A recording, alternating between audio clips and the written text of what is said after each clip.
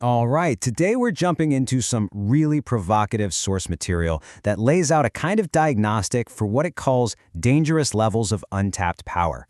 We're going to break down its core ideas, the philosophy behind them, and of course, the 6 signs it presents. So let's dive right in. The source material kicks things off with this line, and what a hook it is. It's getting at this idea that for some people, there's this fundamental disconnect with the world around them. It feels like they're running on a completely different wavelength. And the argument here is that this isn't a flaw. It's a sign of something ancient and powerful, just waiting to be understood. Okay, so before we can even get to the 6 signs, we really need to get our heads around the philosophical framework the source is built on. The whole idea is that certain individuals are running on an entirely different operating system, one that doesn't really care about the simple good versus evil binary most of us use. And here's what's so interesting about the perspective. This untapped power isn't framed as some kind of psychological issue that needs to be fixed. Instead, it's presented as this complex, powerful nature that modern society is desperately trying to stamp out. To really explain this, it pulls from 3 heavy-hitting philosophical concepts. First up, we've got Nietzsche's will to power. Now, this isn't just about dominating other people. It's way bigger than that. It's the core drive in every living thing to grow, to push past obstacles, and to basically exert its full potential onto the world. Next, we bring in Carl Jung's concept of the shadow self. You know, all the parts of ourselves we're taught to hide away. Our anger, our selfishness, even our predatory instincts. The source argues that most people spend their lives running from their shadow. But real power, that comes from facing it and integrating it. And finally, there's Machiavelli's idea of virtue. And this is so important. It has nothing to do with virtue as in being a good person. This is all about personal effectiveness, raw capability, and the sheer force of will to shape your circumstances and bend reality to achieve your goals, totally separate from conventional morality. So all of that builds to this, Nietzsche's great philosophical divide, which this slide illustrates perfectly. On one side, you have slave morality, which values things like safety and kindness and tends to see powerful people as evil.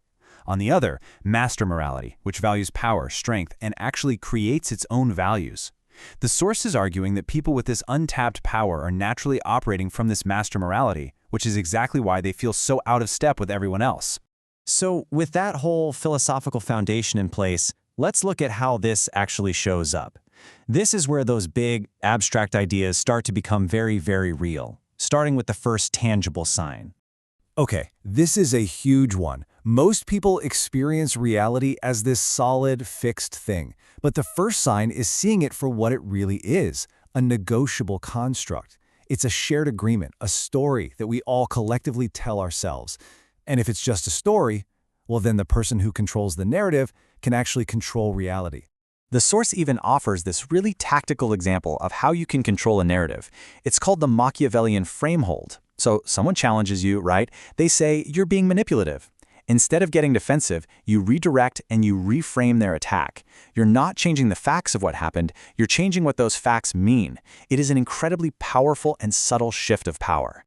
All right, now that we've seen how the philosophy translates into that first really big sign, let's start moving a little faster through the remaining 5 signs of this untapped power.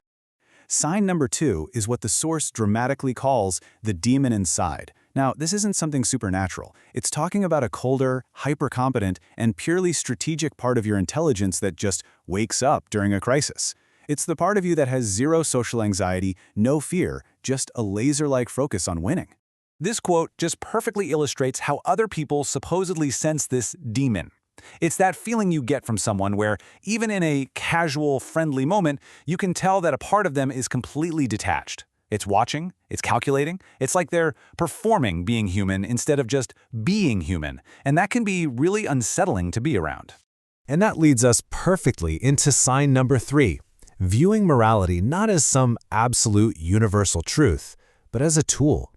It's a useful set of rules for making sure society doesn't collapse, sure, but it's ultimately contextual, and it can and should be set aside when a strategic goal requires it. This slide just lays it out so clearly. The idea is that moral systems are really just social technologies designed to make large groups of people predictable. So publicly, you play the part. You perform conventional morality flawlessly. You show the right outrage. You offer the right sympathy. But privately, when it's time to make a decision, your choices are based on cold, hard, strategic calculation. Sign 4 is a fascinating one. It's the experience of boredom as a form of agony. I mean, for most of us, boredom is just boring. It's a mild discomfort. But for this type of person, the source claims it's a physically painful state. It's the sign of a predatory consciousness that's been trapped in a safe, predictable, modern world. All that restless energy has to go somewhere. Next up, sign number 5, effortless manipulation.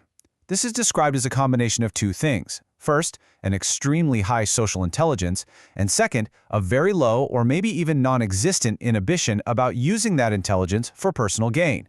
It's that recognition that you can influence people, maybe a little too easily. This quote from the source really captures the peak of this skill. This isn't about some kind of crude, obvious manipulation. This is influence so subtle, so elegant, that the other person genuinely feels like they came to the decision all on their own. They might even thank you for helping them, never once realizing they were guided there the entire time. And the final sign is a comfort with violence. Now, the source is very clear about this. This does not mean being a violent person. What it means is having a calm, detached, and analytical relationship with violence as a concept. So when other people panic at the mere thought of conflict, this person feels a sense of clarity, of focus. Violence is simply seen as another tool in the toolbox. So, if someone recognizes these signs in themselves, the source poses a critical question. What now? What do you do with this? It argues that having this nature isn't inherently good or bad, but it is dangerous, both to yourself and others. And it proposes 3 potential paths forward. And here are the 3 choices, laid out plain and simple. The first path is suppression. You play small, you live a safe life, but it's probably going to feel pretty meaningless. The second is uncontrolled expression. You just let it all out, becoming a toxic loose cannon, and you end up either isolated or destroyed. And then there's the third path, strategic mastery, which the source presents as the only real option. You have to acknowledge what you are, but then you train it, you discipline it, and you deploy it with surgical precision. And this third path, well, it's the culmination of all those philosophical ideas we started with, isn't it?